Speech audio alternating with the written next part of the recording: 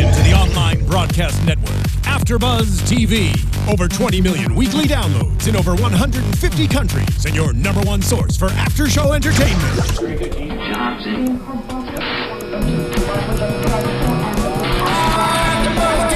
AFTERBUZZ TV, the destination for TV superfans, producing after shows for over 300 of your favorite TV shows, interviewing celebrities and showrunners, and bringing you behind-the-scenes exclusives. All thanks to E! Entertainment's Maria Menounos, producer Kevin Undergaro, and internet leader Akamai.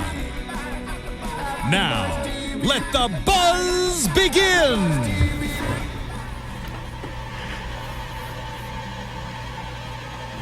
Is this gonna kick in at all? Are you doing your Southpaw run? Tonica? Yeah. It's just...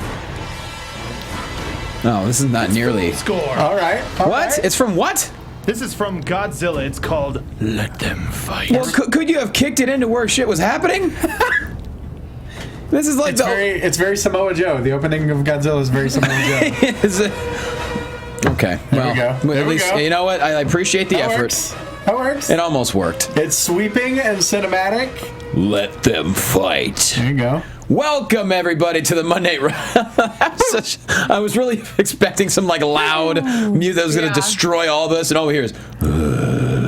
You know, sometimes it's a slow burn. It's very Taker-esque. Sometimes it's a slow burn. Yeah. Anyways, let's get cracking here. This is the Monday Night Raw After Show right here at AfterBuzz TV. What a Raw it was. Let's get right to it. Coming from Kansas City, Missouri, a city that I hope to visit sometime. I've never been there. I want to go.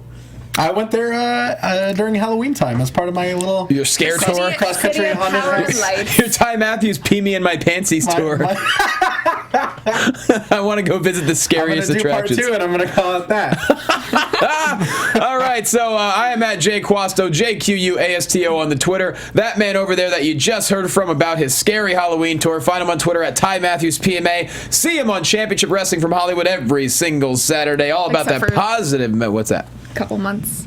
I've been on a pilgrimage. I've been on a hiatus. But some promos have come through, so that's okay. He's Ty Matthews, everybody. Hello, how's it going? I'm looking for my next protege, the next person to carry the torch of hyper-optimism along with Anderson Cruz. Very important, very important. So you can follow that along, CWFH.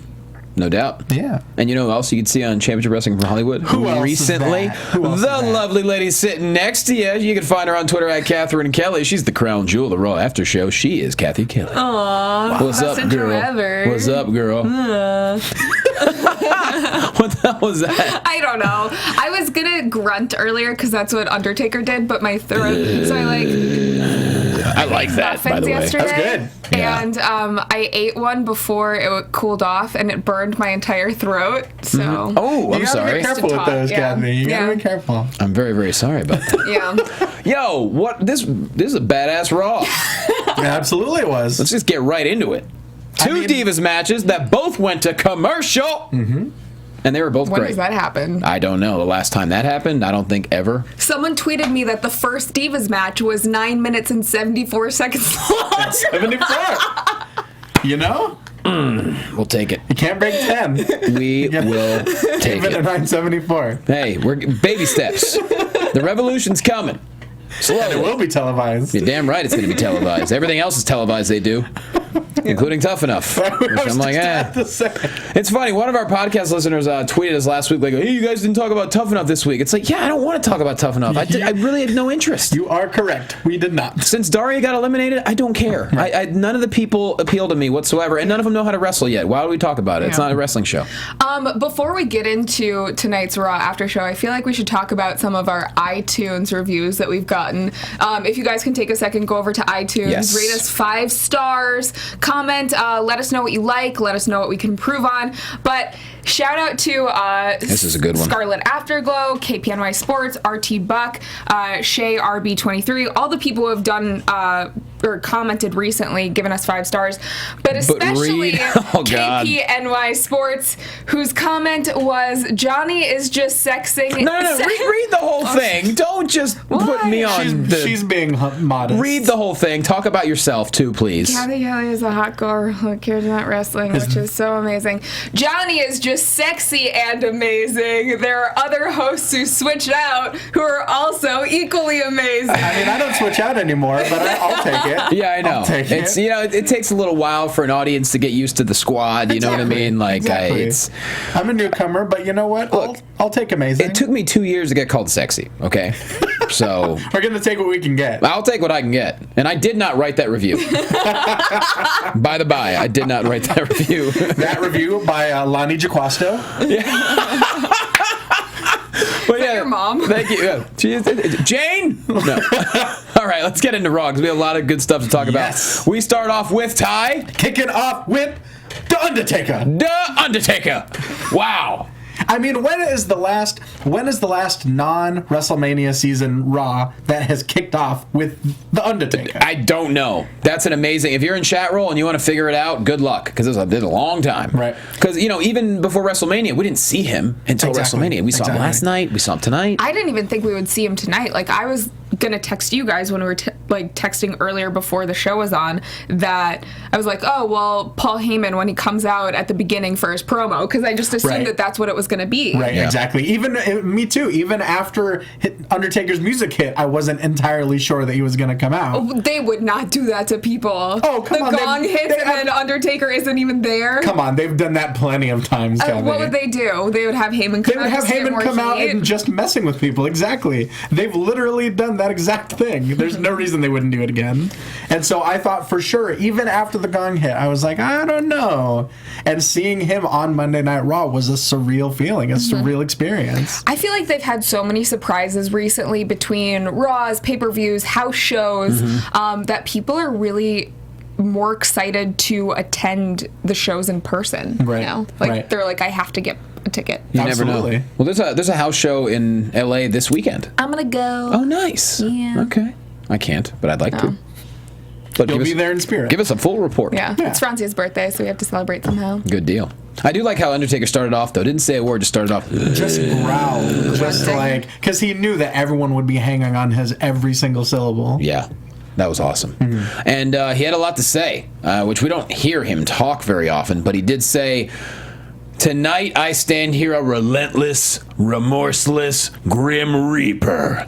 Streaks are made to be broken week after week. Week after week, Paul Heyman had to remind everyone about how the streak was broken, and tonight it's enough. Last night was my true resurrection. You can't kill it, won't die. You will rest in peace. That's pretty much the paraphrasing, and I loved it. The words he chose were very, very intelligent, and I thought they were perfect for the situation. And that's one of those things that, as he was cutting this promo, it's one of those things I think a lot of people take for granted, but in this moment, I thought about just how skilled The Undertaker is on the microphone. Yeah. Between the words that he chooses and how kind of methodically that he chooses them. You never hear The Undertaker stutter or stumble over any single syllable. Like you just did? Yeah, shut up forever. But that's my point. You can't kill what's already dead. Oh yeah, just like you did. Sounds about right. Seth Rollins going on. Boy, shut up! Just shut up. It's but yeah, just phenomenal stuff. Classic Undertaker. It's ground that we've tread upon before, but it's always refreshing to hear. Yeah. Especially when it's not within the confines of just, a video package or a montage leading up to WrestleMania. That's what I loved, is the fact that he started off Raw and he came out and he actually, he wasn't like, just him talking about fluff. It was to the point. It was what he wanted to get done, and all of a sudden, oh my God, we have a SummerSlam match. Exactly, yeah. I was going to say, they wasted no time in making that match official. I guess, it makes sense, though. People are going to tune in. What's going to get the highest ratings? The opening segment. Boom, Undertaker. Of course. Moving right into Steph and Triple H backstage. Triple H is excited, saying it's the greatest thing ever. This is huge. We'll tell Lesnar and Heyman not to show up tonight because I don't want anything bad to happen. But at SummerSlam, it's going to happen. Steph's like, cool, I'll get the promotional tools going. I'm going to make stuff happen, and it's going to be awesome. Marketing team, assemble. Yeah, assemble. It's such classic wrestling promoter mentality. You've got the two biggest stars on a collision course 5 weeks from now. You don't want them even breathing the same air until then. Yeah. So I thought that was really, true to life. What are your thoughts on Undertaker doing? I assume this is something he wants to do. Do you think this is kind of like his retirement tour? Like, hey, I want to do one more SummerSlam, one more Survivor Series. One more Mania, perhaps? It's possible. I don't think I had entertained that thought, but I think it's very possible, yeah. I love it. It seems very, delayed that it's been 15 months since their match, right? Mm-hmm. And it's almost as if we're kind of sweeping that whole program with Wyatt from Mania under the rug. Well, a lot of people were saying that the reason why Taker came back is because Lesnar sent Kane away. I had heard that as well, yeah. Yeah, but I don't think that's the case. No. They haven't. It would be nice. All. It would be nice to tie that together, and who knows? It remains to be seen. Maybe they will at some point. Mm-hmm. But I think we are just kind of doing a time jump from WrestleMania 30 to now. Mm-hmm. 469 days. Forget all those scarecrows from WrestleMania 31. Yeah, 469 days. It's amazing that. Yeah. I don't know if this was a long-term plan or if this just fit the moment. We're like, how can we keep the title on Rollins and make SummerSlam even bigger? So this is going to be the rematch, and who knows? Maybe Taker Brock will be his retirement match at WrestleMania. Maybe this ain't the last one. I don't know. Could be. I don't know, but it's exciting to not know. Exactly. And I was actually talking to my friend Johnny Yuma the other day about it, and he said, "That son of a bitch." I know he's a horrible person. He's a horrible person, but so am I. So we kind of run in the same circles. Yeah, right. But he mentioned that because I completely essed the bed on my Battleground predictions. I'll tell you that right now. How many did you get wrong? I think all of them except for one. I think I called the tag team title match, and that was about it. I believe I'll give myself a half a point for the title match because I didn't think that Lesnar would take the title. Right. But obviously that I always the get resurrection couldn't have been predicted. I get everything wrong. But my point is, he mentioned that it's fun to be wrong about wrestling, and I think he's correct. I love it. That's the thing is, I love not winning prediction. I don't even care about the predictions title. Like I put them in, but it's like I love not winning, right? Because that means I clearly had no idea what the hell was going to happen. Absolutely, and that makes the show more fun. So I really dig that. So Brie Bella, first match of the night. Brie Bella versus Charlotte with those bad girls on commentary. What's it stand for, Cathy? Beautiful and dangerous. How much do we not like that acronym? The word going around the internet originally was best at dominating. I don't mind that. Good. Beautiful and dangerous just seems like a diva thing. Right. But yeah. I know. It doesn't seem specific enough to be suited to them. They don't need to have an acronym. It's kind of generic. Right, exactly. Naomi and I think I got soured on the whole team blank after Team Rhodes Scholars and all of that. Sure. I'm fine with them having a team name just because I think that in the age of social media, it's easier to have something succinct that everyone can follow and promote. Right. But the acronym... And I definitely think they should have a team name, but I mean literally using the word team and then blank. Yeah. It's too literal. A little too on the nose. I don't think they need anything. I think Naomi already stands for herself. I think Sasha, I kind of would like to see Sasha not even teaming up with anybody. Just being... doing her own thing. The boss by herself, as Michael Cole mentioned 19 times that she's the boss. It is nice to see that NXT women's title getting some airtime on Raw as well. And what a match. Brie Bella versus Charlotte. Let's get used to it. Now that they're all up here, let's get used to it because everyone else is stepping their game up, and these matches are good. They're getting time as they should. Right. And Charlotte wins with the figure 4 leg lock. The figure 8. I'm sorry. Thank you very yes, much. the figure 8 leg lock, like a spider. Yep. Isn't it? Wait, spiders are 6 legs? They're 8, but Are they? Okay. It's okay. Like an octopus? They have 8 things. Yeah, like an octopus. 8 extensions. They have 8 things. Yeah. Right. There you go. Yeah, you got it. Close enough. You got it. It was named after spiders and octopi. See, there you go. That's what I'm talking about. What they used to say on NXT is that it's named the figure 8 because it's twice as good as her daddy's. Wow. Did you not know that? I did not know that. Well, you learn something new every day. I learned something. I don't remember much, but I'll remember that one. But yeah, that was so cool. The first match of the night. Charlotte, of course, going over second night in a row. That was really cool. Last night they did a little exclusive backstage with her and Ric Flair. That was really nice. Cool. That was very nice. Really, really And good. was this the match that went 9 minutes and 74 seconds? Yes. Okay, good. I feel like the Divas match later on went longer, did it not?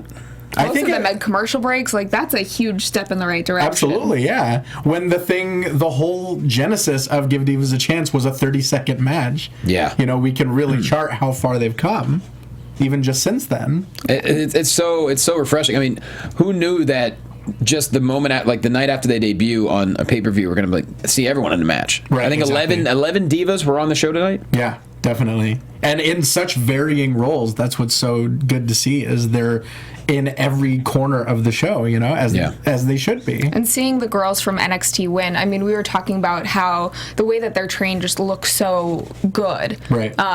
Obviously, they have the Performance Center, they have Sarah Mato in their corner, so they're going to be incredible, but... Definitely. And in the case of someone like Becky Lynch, they've got, you know, years and years of experience. Sasha Banks as well. Even before, exactly, even before coming to the Performance Center. Yeah. Absolutely. Really fun to watch, though. Someone in chat roll, just because I didn't know about the figure eight, Johnny needs to watch more NXT. Shut up. I watch every week. Everyone needs to watch more NXT. Jesus. I have to watch so much wrestling. I don't remember everything. Have you never heard the commentary before? They have kind of beaten that one into the ground. I don't remember everything.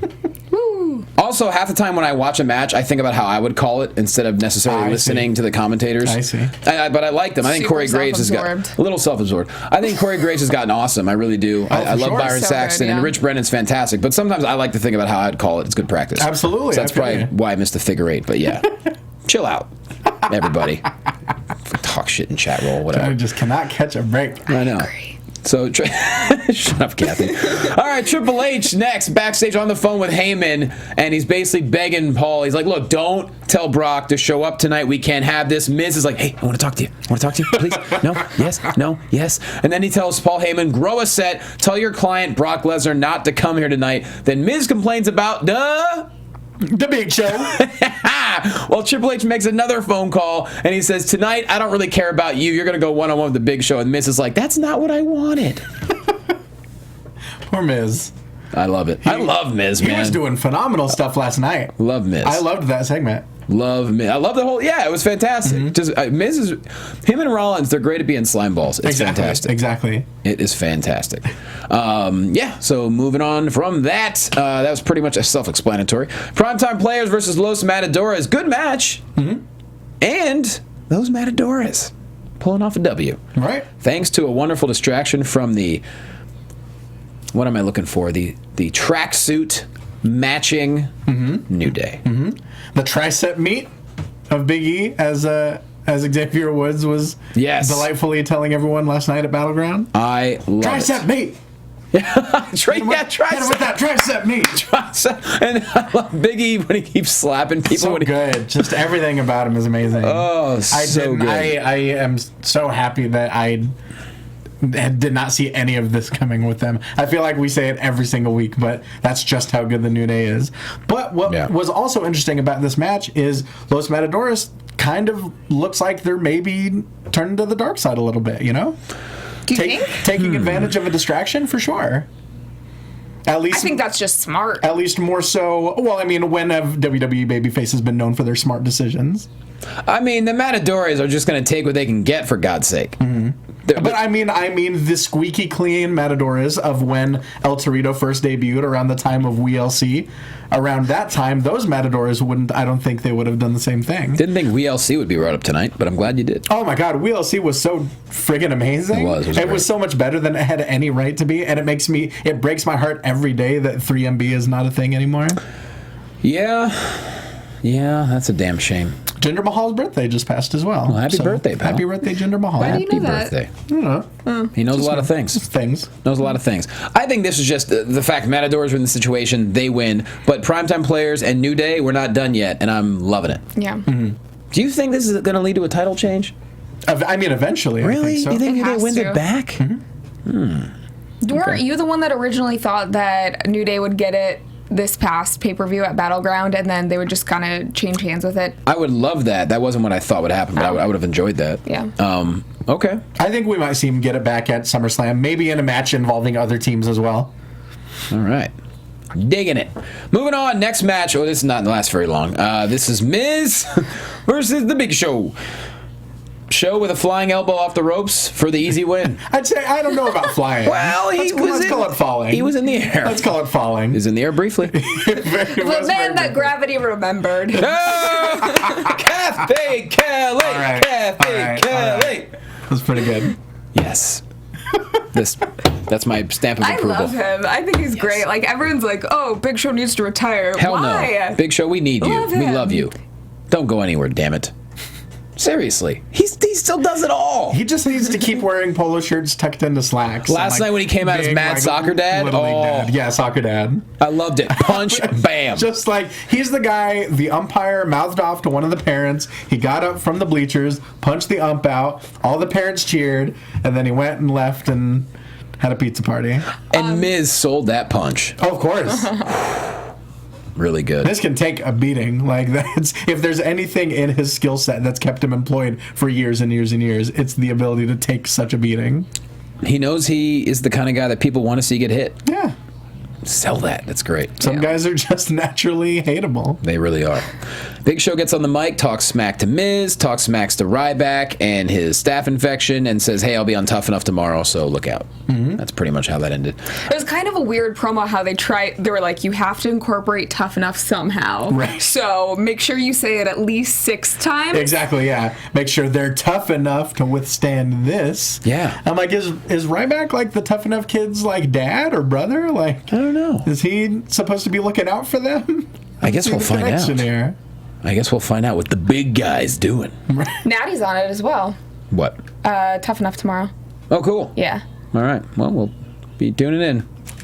Maybe not. I don't know. Not. Backstage, Triple H sees Heyman, and Heyman says, look, Heyman's a little frazzled. He's like, look, I'm just an advocate. I don't know what Brock Lesnar's going to do. I don't know if he's going to show up. All I'm saying is be careful is basically what the point was that he got across. Mm-hmm. We go to commercial. We come back. We have the Authority in front of the entire roster, almost like a conference immediate, what am I looking for? Emergency meeting. Impromptu, I don't know. Impromptu celebrity. Come to Jesus meeting. Come to Jesus meeting. Who knows? Had a come to Jesus meeting. And he says, Triple H says, look, we need you to stand between the beast and the dead man. There's strength in numbers. We're not asking you. We're telling you. So basically he's like, look, roster, help me out here. Right. Don't let him fight. I love that. It was something, we hadn't seen that in a while. Absolutely, and I think as we saw later on, I'm sure we'll get to it, the scope of everything that happened just made it seem like a bigger event, you know, and it really kind of accentuated the build up to this match. It also made you realize, oh man, some stuff is going to happen. Oh yeah. It's going to come down, and that's really cool. What's going on here in chat roll? Are you paying attention, Kathy? There's a lot going on tonight. I like it. A lot of talk. Eva Marie's being interviewed by Christy for something? Yeah, on Wednesday here at AfterBuzz. For NXT? Woo! No, for Total Divas. Oh, Toads Divas. Yeah. All right, cool. Yeah, she's wrestling on NXT this week. Yeah, she is. Yep. Hey. Yeah. Her promo wasn't that bad. It wasn't. We'll see if maybe she'll bust out a sliced bread number 2. I hope so. Let's find out. Yeah. I've been seeing, like, some people have been taking videos of her wrestling recently at, I think it was at their live event or somewhere, and she looks real good. Yeah. I've seen some montages, and I've seen, like, some kind of edited music videos of her, and she's doing a lot of cool stuff. She's doing a lot of cool tornado DDTs. She's busting out sliced bread, but it still doesn't convince me, you know? You got to do it. Yeah. Like, knowing a couple cool moves is way, way different than being able to put them together and tell the story of a match. But learning from Kendrick. Absolutely. Can't go wrong. So, great teacher. Absolutely. So there we go. Authority in front of the roster. They say, please help us out. Don't let Taker and Brock get near each other. Well, guess what happens next? Paul Heyman is in the ring and cuts another classic. Paul Heyman, just manifesto. I mean, I don't even know how long it was, but it wasn't as long as he usually goes, but I think it was even more efficient. Yeah. You know, the kind of terms that he's using and the kind of iconography that he's invoking. He's calling it a demonic resurrection. He's saying he's larger than death. He's saying he's an avenger. He's avenging his own, death, basically. True. And so I think, if anyone can talk people into the building, it's Heyman. And he also defended, he said, 469 days since WrestleMania 30, and I brag about it. Why wouldn't I brag about it? Everyone else had failed. My client succeeded. And like you said, the Undertaker's larger than death. He decided to seek revenge and make it personal. Well, Mr. Undertaker, you could sell your soul to the devil, but your ass belongs to Brock Lesnar. Bam. Yes. There it is. And then the lights go out. Undertaker's there, just backing Paul Heyman in the corner. And you're like, what the hell's this? This ain't gonna end well, Michael. As he's backing him into the corner, Brock Lesnar apparently got through everybody. Yeah. Or everyone's still hanging out in the conference room. I don't know. Or everyone was just like, yeah, we'll stop him. And then they see Brock and they're like, oh, hey, Brock. Oh, it's catering. He's Undertaker's out there. You want to go talk to him? He's out there right now. Hurry up. Runs down to the ring, and a fight breaks out. Call it what you will. I call it a Donnybrook. I was Everyone knows that. We know what you call it. I call it a Donnybrook. I call it a melee. A Pier 6 brawl. Oh, a Pier 6 brawl. Oh my God, this was awesome. It went through a commercial break. It went backstage. The entire roster's trying to separate them. They can't do it. And Brock's shirt gets destroyed. Just go ahead, guys. I love it.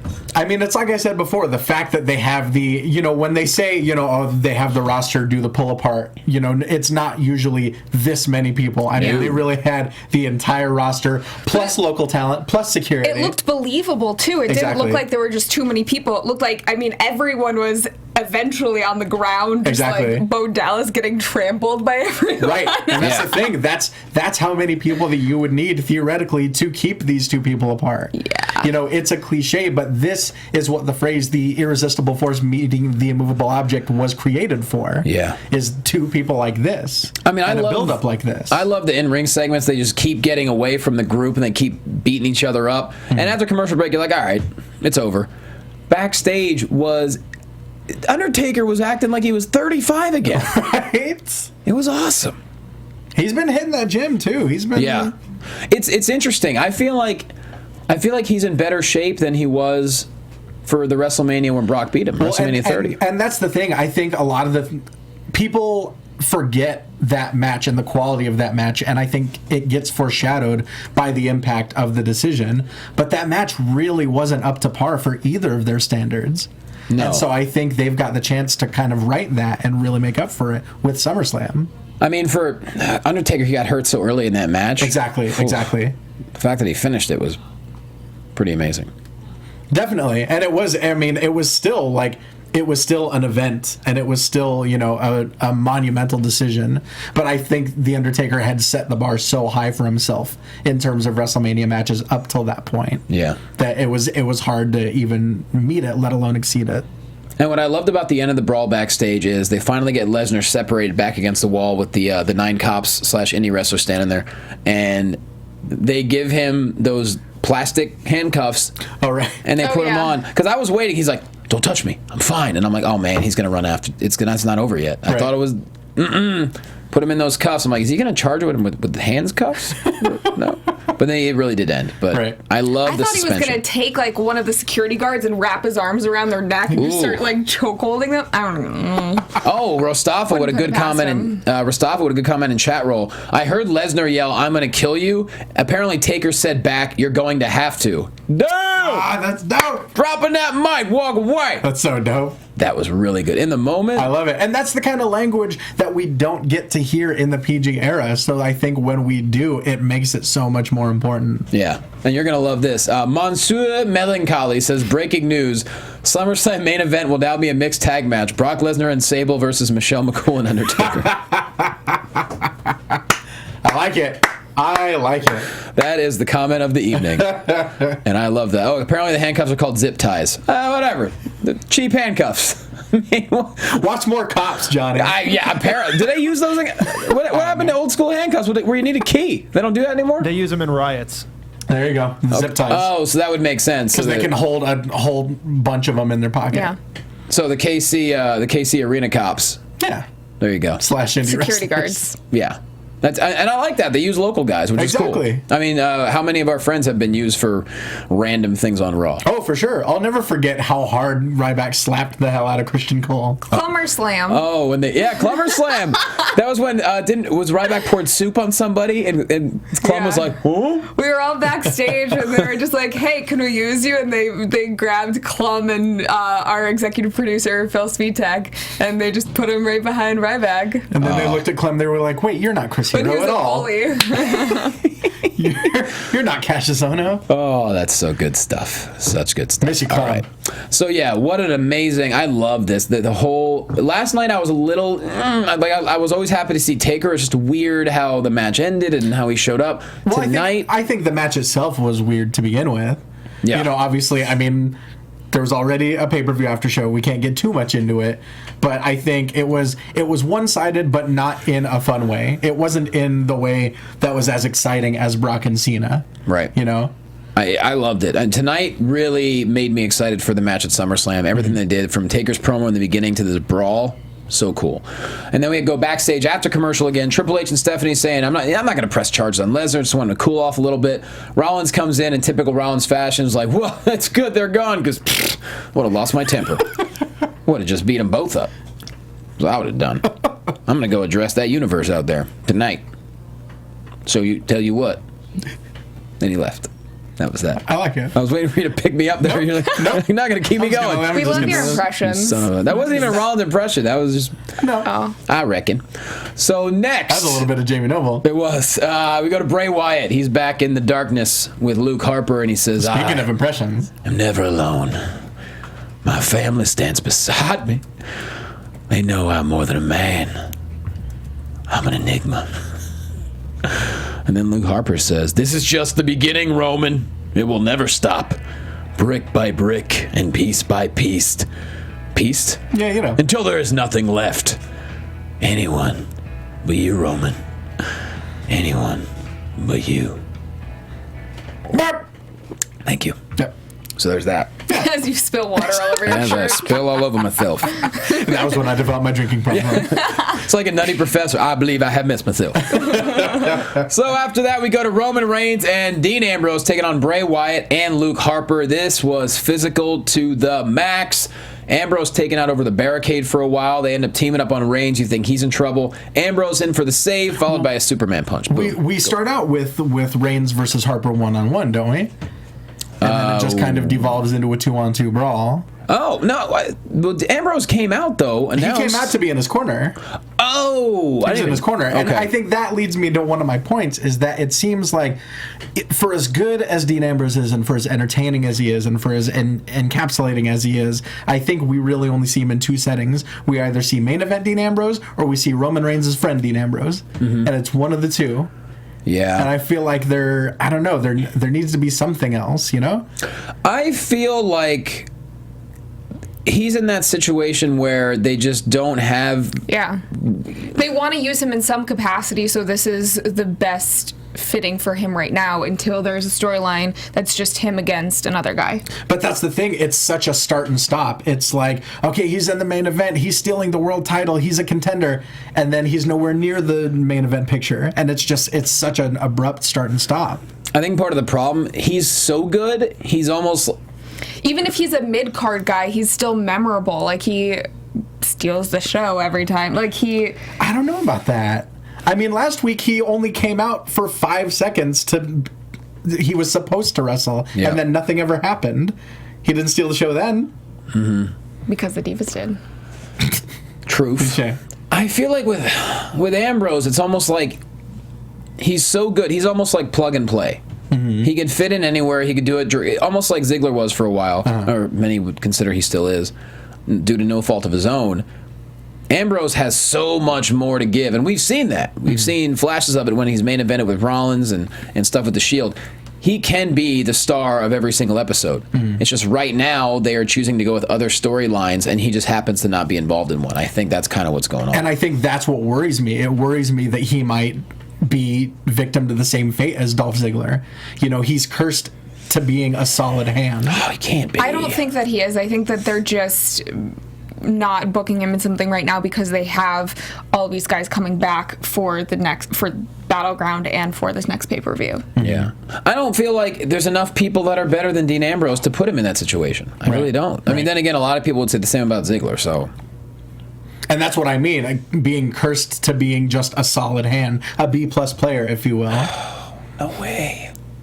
No way. I gotta believe... And a lot can change. By WrestleMania 32, hell, he could be in the main event. Of course.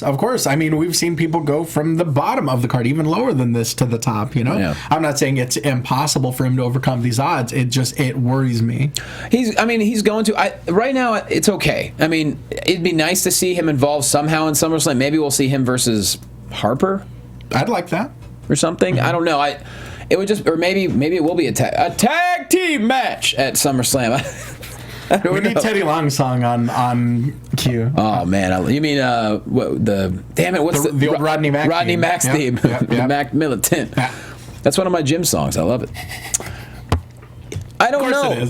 Of course it is. I do believe that they're going to find some forces. Right now, I'm okay with that because there's so much other good stuff going on. You know, whatever Ambrose has done, it's worth watching at least. Right. But it is kind of strange, though, that I don't know. He went from main event, and then now it's just kind of like... I think it raises my hunches a little bit when he's used as an accessory to Roman Reigns' stories. Sure. I think that's what it is. Overall, though, I do agree with Trini Bois in 27 in chat roll. Ambrose will be just fine. I think that's the perfect way to put it. Yeah. I don't know. I mean, we've said that about people before. So Absolutely. We'll see. I don't know whether to be happy about that or take offense to Ambrose is not a B+ player. He's an A- just like Cathy. Yo, chat roll be salty tonight. It ain't just me getting it. They're talking about how I'm addicted to my smartphone when I'm looking up ABTV Raw tweets. Like, Yeah. She's working, you y'all. don't know. She's working. A-. Man. Holla. You try multitasking. Yeah, it's not easy. I'm trying to do chat roll. I'm trying to talk. I'm trying to listen. I'm only good at not even one of them.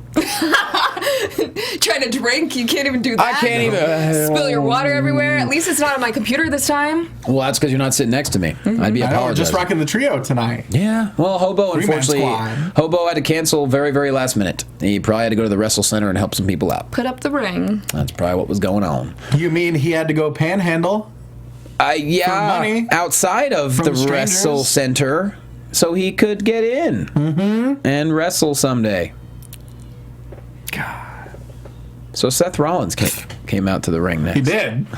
He says, I don't give a damn about Brock Lesnar. I am the WWE World Heavyweight Champion and the most underappreciated champion in history, and all you do is disrespect me. So he decides to make Lillian Garcia come into the ring. Which I feel like was so impromptu, she had no idea. It wouldn't She surprise actually looked very confused by that. Or maybe she's just a really good actress. me. Yeah.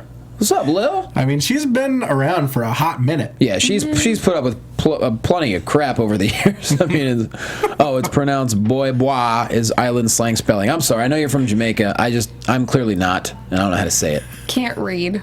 Twinny bois You've been bois. telling us this whole time that you were from Jamaica, Johnny. What? Are you telling us that's a lie? What up? God, stop being a road boy. I don't know what you're talking about. Nailed it. Nailed it. So Lillian Ross Trent. That's what you're Ross Trent. That's what you are. Informer. So Lillian comes in the ring and announces him as the champion, just like Seth Rollins asks, and he just, he gets slimy. He's that guy. And that's when John Cena hits the ring. And to me, this is when things get a little bit confusing. So Cena's holding the U.S. title and basically calls him a weasel, whiny, sellout, suck up, poor excuse for a champion. Your actions every day make people lose respect for your title and gain more respect for the U.S. title. Rollins is like, I'm going to walk away and be the champion that everyone cares about. Cena says, it ain't the title that makes the man, it's the man who makes the title. I think you're a joke. Are you ready to man up now, partner? And then Rollins backs down. A little bit of Eddie Kingston there, Where is this leading? There's a lot of talk in chat roll tonight. It's leading to SummerSlam. Why? For what? I mean, like, there's nothing. I mean, I don't really see much confusing about it. It's just leading into a new program, and I think that this basis, doing the whole, champion versus champion, not necessarily title for title, but champion versus champion. I mean, Cena had a good point with the U.S. Open Challenge. He really has made that kind of the most important belt on the show. In terms of match quality, he's really legitimized it in the way that he was supposed to when he won it, and in a way that I wish that they would do for the IC title as well. So what's it going to be? Champion versus champion? Not necessarily. He could drop it between now and SummerSlam. There's still 5 weeks to go. And I do think, I had my own opinions about him beating Kevin Owens last night at Battleground, but I do think that when he does lose the title, it should be on Raw, and it should be during the challenge. And so I think it's very possible that could happen between now and SummerSlam. Kathy? I just wanted Kevin Owens to win last night. Me too, Kathy. Here's my problem with this, though. Maybe Seth Rollins will be the one that costs him the U.S. title. What's his incentive for that? Oh, just because Cena talks. Because Cena popped his mouth off. Here's my question. Here's what. Okay. So this happens tonight, and you say Cena does lose the title prior to SummerSlam. Isn't that obvious foreshadowing and them telling us what's going to happen with the fact that they had a face-off tonight? Well, no, I mean they make the match first, and then eventually Seth Rollins costs him the title. That's my point, though. If they make the match, U.S. champion versus WWE champion, isn't that already telling us, well, someone's going to lose a title? Not at all. Really? No, why wouldn't they do champion versus champion? And then it just becomes... It wouldn't be title for title. It would just be champion versus champion. So but at SummerSlam, don't you have to have... I mean, you don't have to have all of the titles on the line. You don't have to do a damn thing. Night of Champions is the only night that they have to put every single title on the line. Wow.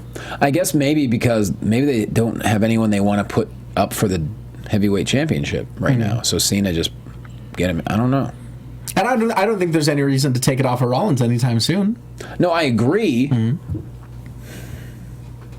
Wow. So what do you think is going to happen? Do you think it's going to be U.S. champion versus heavyweight champion at SummerSlam, or you think Cena's going to lose it? No, I think the only reason I'm saying that they can do champion versus champion is because I don't agree that it would be foreshadowing anything. I think they'll book the match. I think it'll be promoted as champion versus champion at first. I think Seth Rollins will cost him the U.S. title during one of his open challenges. To whom? I don't know. If I had my way, it would be, I don't know, Neville or something. But I think that would kind of give Cena that extra drive going into that match. Yeah. Well, I think we're looking for Stardust versus Neville at SummerSlam with Stephen Amell getting involved somehow. Oh, that's right. As Arrow, but there's something about this, I don't know. I love. I don't get what you're so hung up on. Well, the U.S. title thing has been so fun.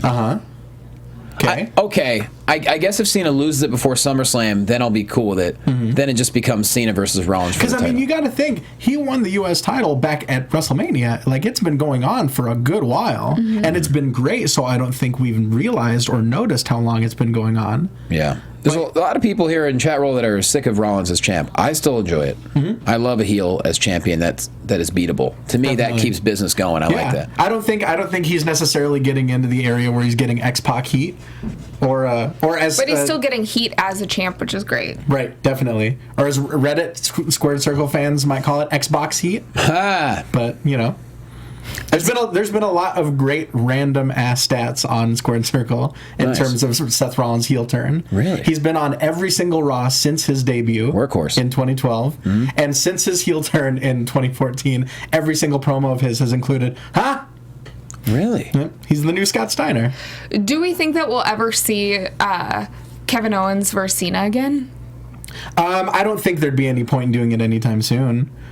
I mean, for a second tonight, which we'll get to, but for a second I thought that they were building up Kevin Owens versus Sheamus eventually. That's what I thought, yeah. And who knows, they could be building towards a triple threat at SummerSlam between Sheamus, Rusev, and Owens. Yeah.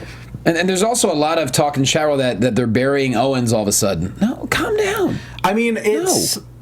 I wouldn't go so far as to calling it a burial, but I do think that we are in this holding pattern of, Cena is in a spot where he can drop matches, but he can't drop feuds, and I think that's even more frustrating. Yeah, I agree. He dropped that first match clean to Kevin Owens, which is great. Then he beat him again. Then Owens drops the NXT title. Then he makes Owens tap out. Yeah. Like, now how many fans really still think that Owens is a legitimate threat? I don't see why they wouldn't. It's the same thing that happened with Rusev. He wins once, and then once you beat Cena once, you're doomed to lose over and over and over and over until people remember, oh, yeah, he is Superman still. So what I'm hearing, which makes a lot of sense, is WWE didn't want Kevin Owens to go into his takeover match against Finn Balor with the U.S. title. Sure. I understand That's fair. I do think that as much as I hated seeing Cena win, I don't think that it was the right time to have Owens win the U.S. title either. Yeah. I think Owens is going to be fine. He just got to the main roster. He doesn't have to win everything right away. He still went up really fast. I think that he went up because there were so many people that were injured at the time. So they had to build the storyline rather quickly. And now they're kind of in the place where everyone's now coming back from injury and they don't know what to do with him. Right. And I will say there is something to be said for Owens kicking out of the Avalanche attitude adjustment. Yeah. Which, I don't think anyone has to this point. at this point, it's like the regular Attitude Adjustment is just a false finish, and the Avalanche AA is his real finish at this point. Yeah, and also, we all know, too, you don't have to have a title to be amazing. No, that's been proven by people. And I don't think anybody's saying that. I don't think. No, but people in chat were like, "Oh, Owens is getting buried." Okay, so he lost to Cena twice. Is anyone shocked by that? No, but he put on amazing performances, and he's going to be just fine. He might be the champion in 3 weeks. We don't know.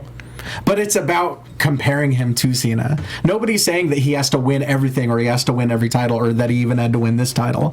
But it's the fact that he won once, and then he's lost repeatedly ever since then. Mm-hmm.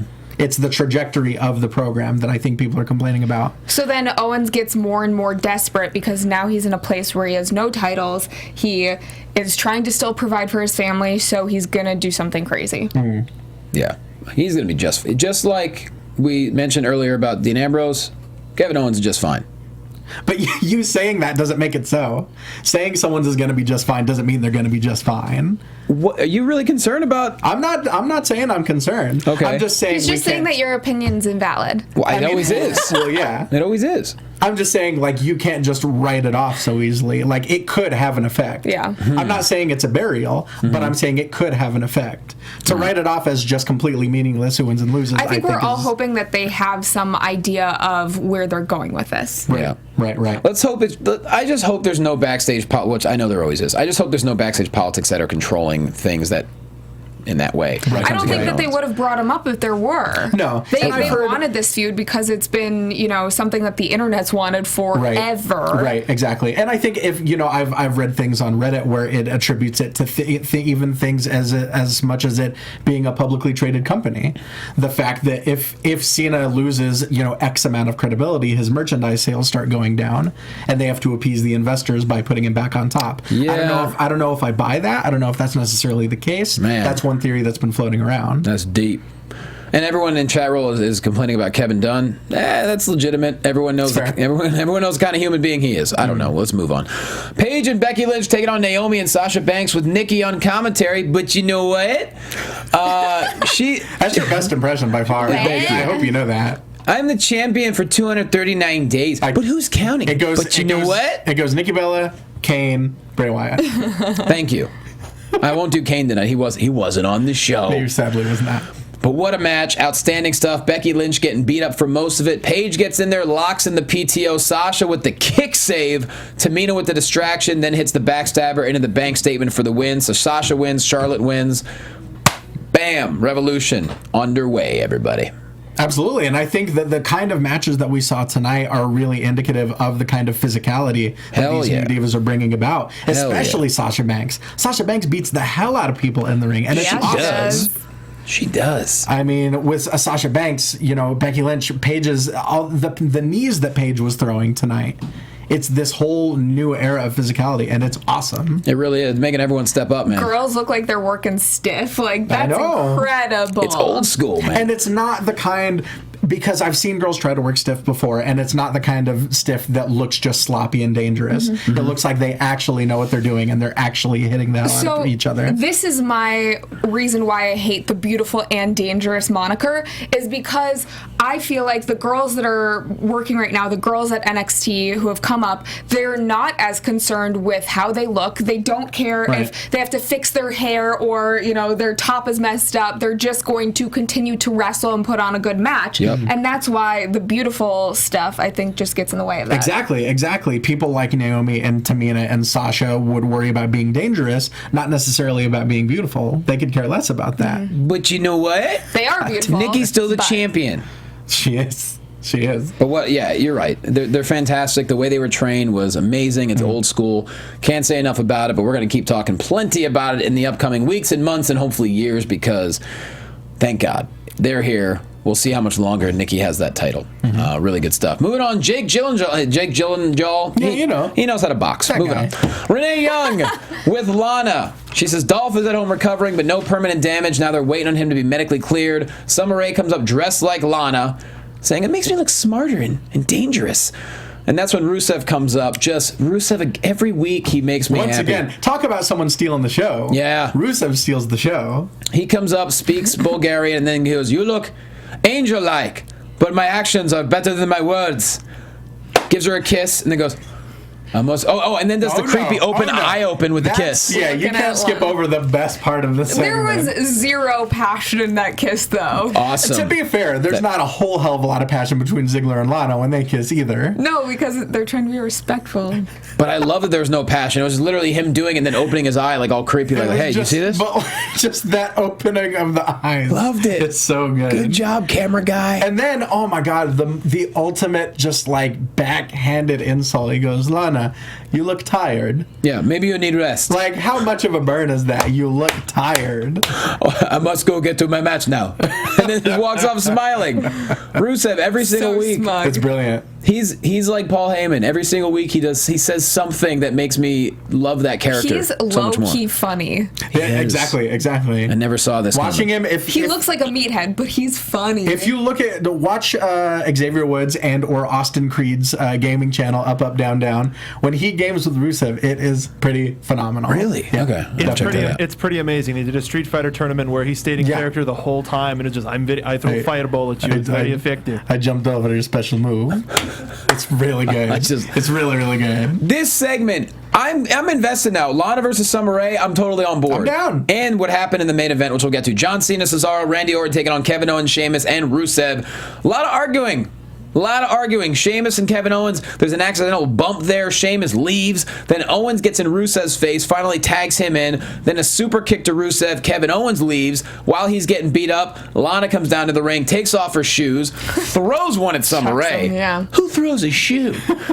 Timely. Yeah, thank you. I mean, that's not too soon. Attacks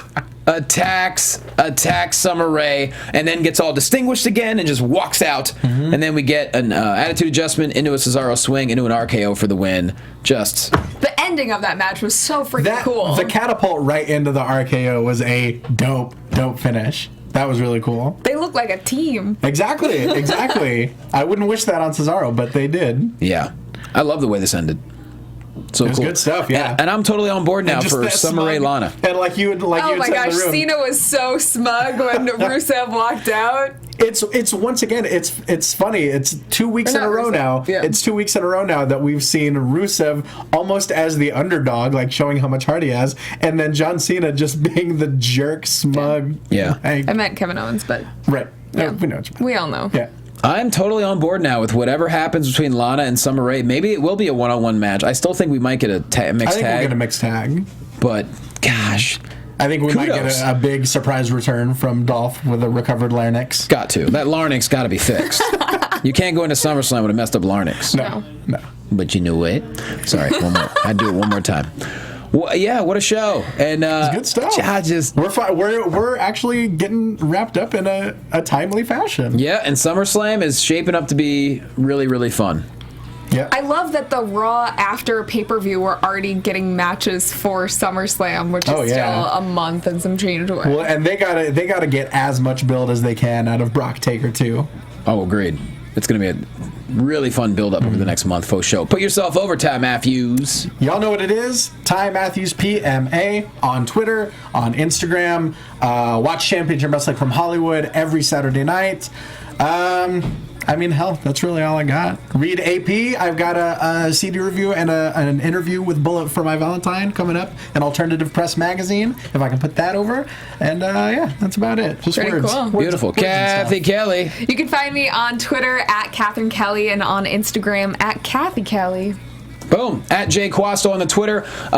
Wrestling and Padre Slamcast. Last week, we had Sami Zayn. This week, I don't know who we're going to have, but it's going to be someone good. So at Wrestling Buds on Twitter, at Jay Quasto on Twitter. Brea Improv, Wednesday, July 29th. I'm headlining, and then I leave to go to the Middle East with a bunch of wrestlers on August 3rd. It's going to be a lot of fun. Yeah. So go to jlocomedy.com. Of course, watch Championship Wrestling from Hollywood. Thank you for listening. Thank you for watching. We will see you next week, y'all. From executive producers Maria Menounos, Kevin Undergaro, Phil Svitek, and the entire AfterBuzz TV staff, we would like to thank you for listening to the AfterBuzz TV network. To watch or listen to other after shows and post comments or questions, be sure to visit AfterBuzzTV.com. I'm Sir Richard Wentworth, and this has been a presentation of AfterBuzz TV. Buzz you later. The views expressed herein are those of the hosts only and do not necessarily reflect the views of AfterBuzz TV or its owners or principals.